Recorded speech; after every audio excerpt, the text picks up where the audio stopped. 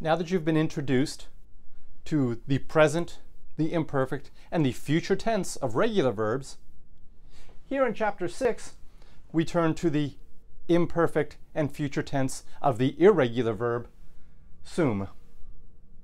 You already know the present tense, sum es est, sumus estis sunt. Now you have the imperfect and the future tense added to that. This is, in other words, I was, you were, he was, or the future tense of the verb to be, I will be, you will be, he will be. The imperfect tense, just like the imperfect tense of regular verbs, recall the imperfect tense of regular verbs use the be as the tense indicator. The imperfect tense has the letter A as a tense indicator.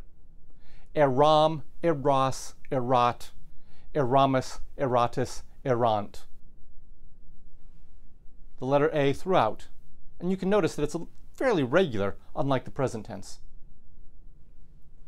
Similarly, the future tense of the verb to be has I's, or O's or I's throughout. Recall that the future tense of a regular verb is formed by adding a be, bi, or bu to the present stem. The future tense of the verb to be has has the letter I or the letter u in it. In other words, ero, eris, erit, erimus, eritus, erunt. Practice it. Write it. Conjugate and say all forms of these verbs. You will learn them. In addition to the present tense of the verb sum, the present, imperfect, and future tenses of the verb sum, you are introduced to the verb possum, which is just simply I am, sum, plus a pos or pot, depending on the next letter, attached to it. And this means I am able. And it conjugates almost exactly like the verb sum. And that's why it's introduced in this chapter.